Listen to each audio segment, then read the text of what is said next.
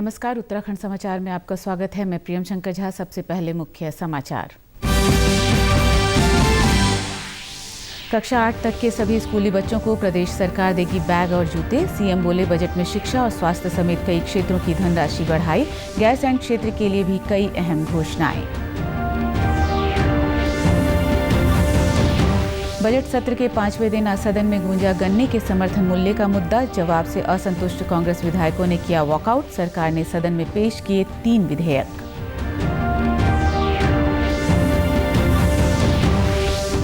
केंद्रीय मंत्री अर्जुन मुंडा बोले, वोकल फॉर लोकल के तहत जनजातियों को हस्तशिल्प के जरिए जोड़ा जा रहा रोजगार से। मसूरी में 2 दिवसीय जीआई महोत्सव का हुआ समापन।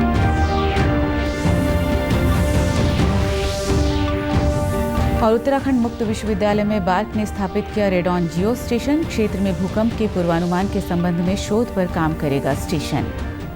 अब समाचार विस्तार से। प्रदेश सरकार ने कक्षा 1 से 8 तक के सभी स्कूली बच्चों को मुफ्त जूते और बैग देने की घोषणा की है। इसके लिए बजट में अलग से 24 करोड़ रुपए की व्यवस्था की गई है। सरकार ने चयनित माध्यमिक विद्यालयों में सूचना प्रौद्योगिकी संबंधी अवस्थापनाओं सुविधाओं के लिए 40 करोड़ रुपए का प्रावधान किया है। मुख्यमंत्री त्रिवेंद्र सिंह रावत ने आज पत्रकार वार्ता में बजट प्रावधानों की विस्तार से जानकारी दी। उन्होंने कहा कि शिक्षा के बजट में पिछले साल के मुकाबले 300 करोड़ की वृद्धि की गई है। शिक्षा के बजट में भी हमने 300 करोड़ की वृद्धि की है। हर बच्चा स्कूल जाए, उसके पास बैग हो, उसके पैरों में जूता हो, तो उसके लिए भी 24 करोड़ की व्यवस्था की गई है। उत्तराखंड की दृष्टि से मैंने जैसे बताया कि हमने 300 करोड़ की वृद्धि तो की है शिक्षा में, लेकिन कक्षा जो 1 से 8वीं तक के बच्चे हैं उनके लिए ये प्रावधान किया गया है 24 करोड़ रुपए का। बैग और जूता उनको निःशुल्क दिया जाएगा। मुख्यमंत्री ने कहा कि बजट में हर वर्ग का ख्याल रखा गया है। इसमें स्वास्थ्य, सुगम, स्वावलंबी और सुरक्षित उत्तराखंड पर फोकस किया गया है। उन्होंने कहा कि स्वास्थ्य के बजट में 34% की वृद्धि की गई है। पिछले वर्ष की तुलना में ये 700 करोड़ रुपया ज्यादा है स्वास्थ्य के क्षेत्र में। इसमें अटल आयुष्मान योजना के अंतर्गत 150 करोड़ और जो अभी हमारे 42 लाख से अधिक गोल्डन कार्ड बने हैं। हरिद्वार और पिथौरागढ़ रुद्रपुर में मेडिकल कॉलेज के लिए 229 करोड़ के जो रखरखाव है और नवीनीकरण है सड़कों के लिए, इस बार हमने 385 करोड़ रुपए की व्यवस्था की गई है।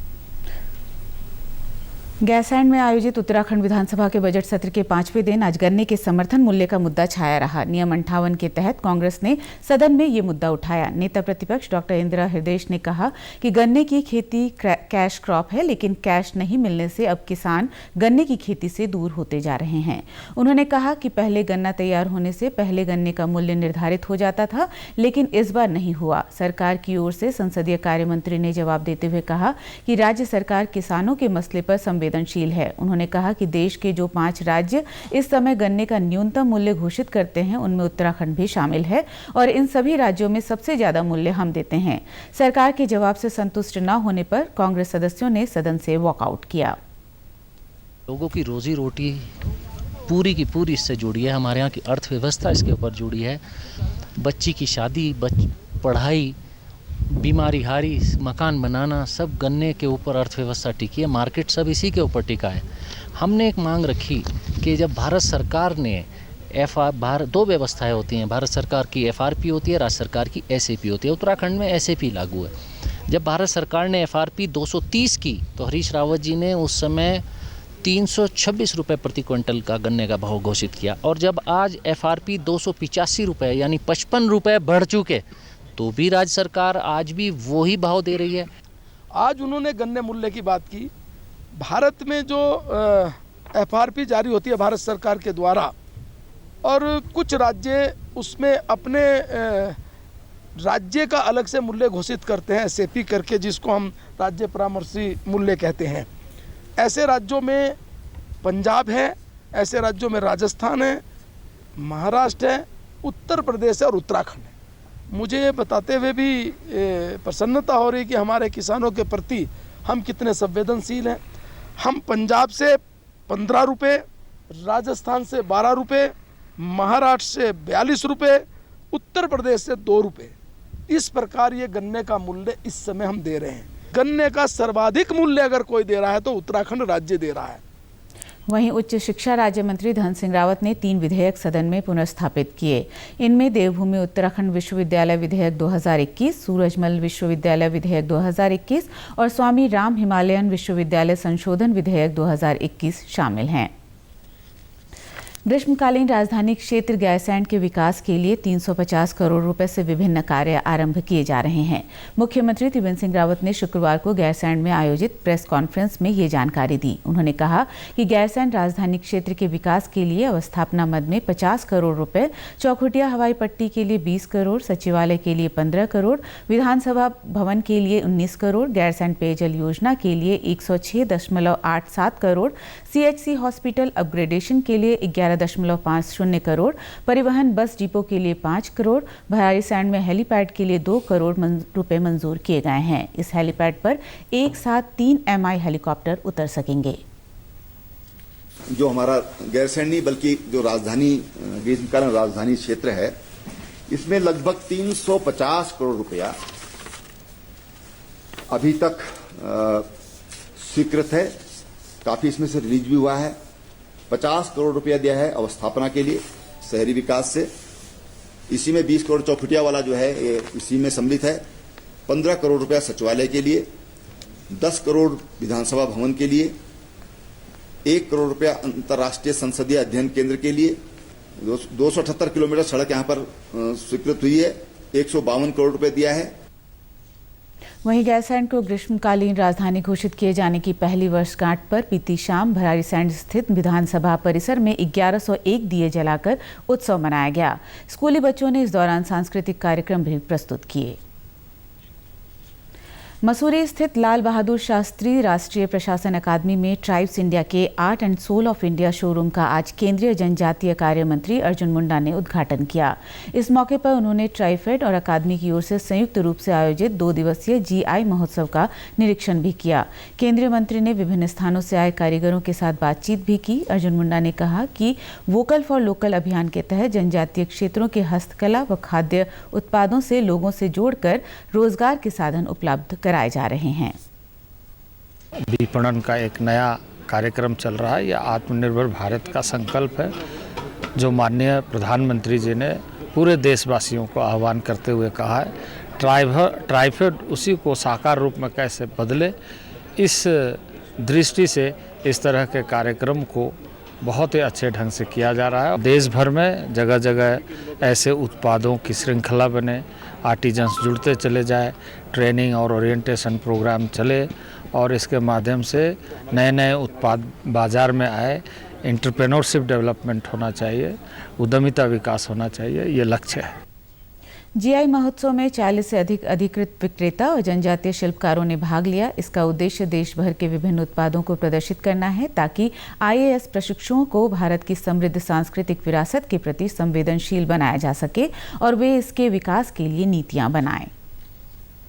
एक शुरुआत हो रही है, आने वाले समय में ये निरंतरता से आगे बढ़ेगी और जो आत्मनिर्भर भारत का सपना है, जो लोकल उत्पाद का, वो लोकल उत्पाद पूरी दुनिया में ग्लोबल होकर के पहुंचेंगे और एक समृद्ध विरासत पूरी दुनिया की एक महत्वपूर्ण चीज बनेगी। कुंभ से पहले निकाली जा रही अखाड़ों की पेशवाई से हरिद्वार का माहौल पूरी तरह आस्थामय हो गया है। अप्रैल में होने वाले कुंभ से पहले अखाड़ों के रमता पंच देश के विभिन्न भागों से हरिद्वार पहुंच रहे हैं। निरंजनी और जूना अखाड़े की पेशवाई के बाद आज निरंजनी अखाड़े से संबंध आनंद अखाड़ा और जूना अखाड़े से संबंध आह्वान अखाड़े की पेशवाई निकाली गई। अखिल भारतीय अखाड़ा परिषद के अध्यक्ष महंत नरेंद्र गिरी ने बताया कि आनंद अखाड़ा निरंजनी अखाड़े के छोटे भाई के रूप में हमेशा कुंभ में साथ स्नान करता है। आज देखिए, साधु सब वही रहते हैं, एक अखाड़े में दूसरे अखाड़े में जा सकते हैं, लेकिन जो अखाड़े के इष्ट देव होते हैं वो नहीं बदलते। तो हमारे निरंजनी अखाड़े के इष्ट देव हैं कार्तिकेय स्वामी और आनंद अखाड़े के इष्ट देव हैं सूर्य भगवान। तो आज सूर्य भगवान की पेशवाई है जो आनंद अखाड़े के नाम से जानी जाती है। आज अपने देवता को लेकर के हम मेरा छावनी में प्रवेश कर रहे हैं। वहीं निरंजनी अखाड़े के महंत श्री रविंद्रपुरी का कहना है कि अखाड़े में भी जो साधु संत प्रवास कर रहे हैं उन्हें कोरोना महामारी से संबंधित गाइडलाइन का हर हाल में पालन करने के लिए लगातार निर्देशित किया जा रहा है। साथ ही आने वाले श्रद्धालुओं को भी इस बारे में बताया जा रहा है। कोशिश यही है कि कोरोना संक्रमण से सभी लोग बचे रहें और सुरक्षित व कोरोना मुक्त कुंभ संपन्न हो सके।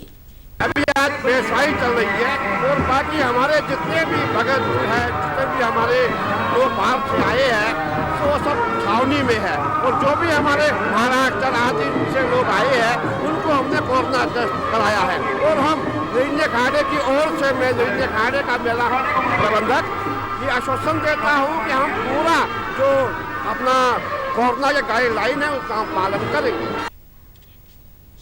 स्वच्छता सर्वेक्षण 2020 में प्रथम, द्वितीय और तृतीय स्थान प्राप्त करने वाले 9 नगर निकायों को अटल निर्मल नगर पुरस्कार योजना के तहत कुल 1 करोड़ रुपए की पुरस्कार राशि जारी कर दी गई है। इसमें प्रथम पुरस्कार प्राप्त करने वाले देहरादून नगर निगम को 20 लाख, द्वितीय स्थान पर रहे रुड़की को 15 और काशीपुर को 10 लाख रुपए दिए गए हैं। मुनि की रेती नगर पालिका को प्रथम रहने पर 15 लाख, रामनगर को द्वितीय स्थान पाने पर 10 लाख और नरेंद्र नगर को 8 लाख रुपए मंजूर किए गए हैं।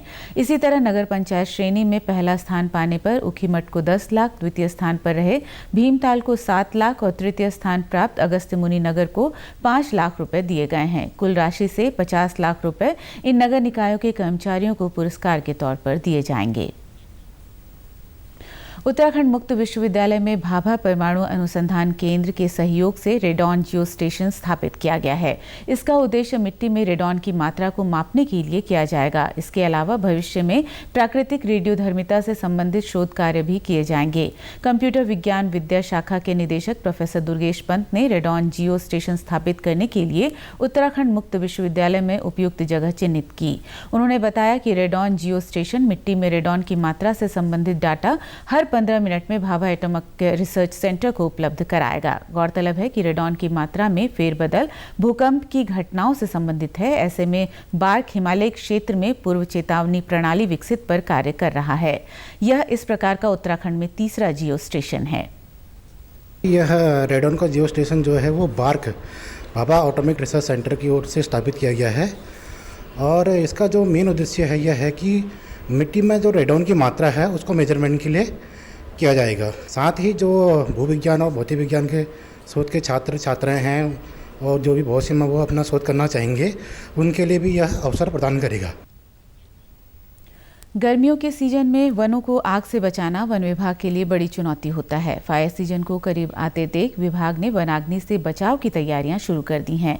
विभाग की ओर से इसके लिए लोगों को जागरूक भी किया जा रहा है। साथ ही जंगल में पानी के स्टोरेज पर भी काम हो रहा है।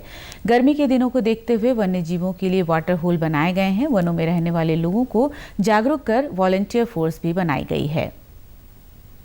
हमारी रेंज में 4 क्रू स्टेशन है। प्रत्येक स्टाफ कैजुअल स्टाफ जो सीजनल है उसको तैनात हमने कर दिया है। प्रत्येक गांव में हम जाके रैलियां कर रहे हैं, अग्नि का जो अवेयरनेस का कैंपेन चला रहे हैं और उसके अलावा हमने एक विलेज वॉलंटियर फोर्स का भी गठन किया है। तो उन लोगों को भी हम सहायता ले रहे हैं कि कोई भी ऐसी घटना न घटे। वहीं देहरादून स्थित थानो वन रेंज में झाड़ियां काटने के साथ ही सड़क के किनारे से सूखी पत्तियों को इकट्ठा कर जलाया जा रहा है। एक तो आग से बचाव होगा, दूसरे जंगली जानवर सवेरे बाग दिखाते हैं, क्रॉस होते हैं, तो उनसे सेफ्टी रहेगी हर आदमी। लोगों से एक ही सावधानी बरतें, सड़क पर आते जाते जो है बीड़ी सिगरेट ना फेंकें और किसी भी दृष्टि से अगर आग की संभावना लगती है वो कार्य ना करें। वो उनको तुरंत जो है पुलिस विभाग, वन विभाग या तहसील में सूचित करना चाहिए।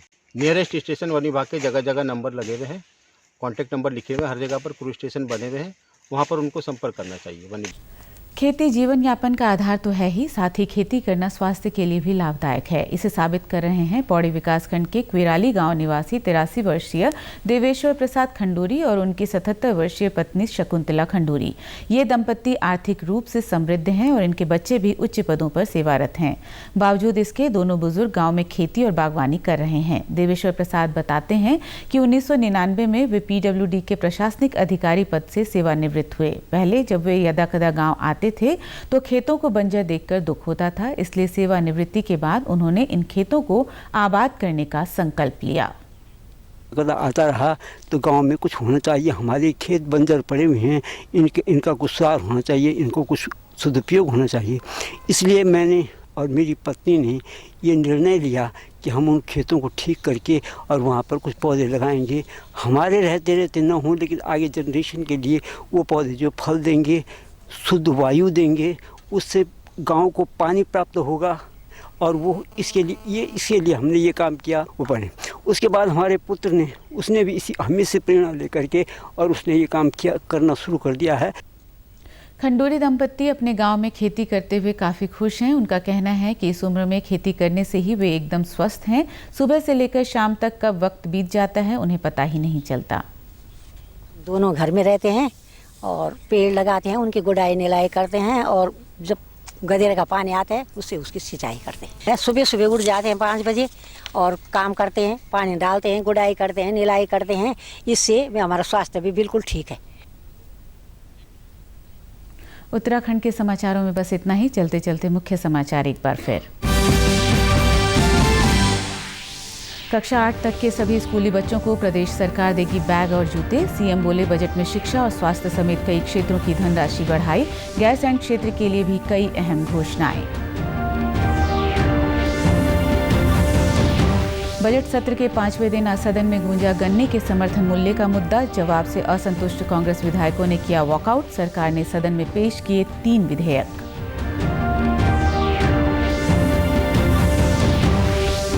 केंद्रीय मंत्री अर्जुन मुंडा बोले वोकल फॉर लोकल के तहत जनजातियों को हस्तशिल्प के जरिए जोड़ा जा रहा रोजगार से। मसूरी में 2 दिवसीय जीआई महोत्सव का हुआ समापन।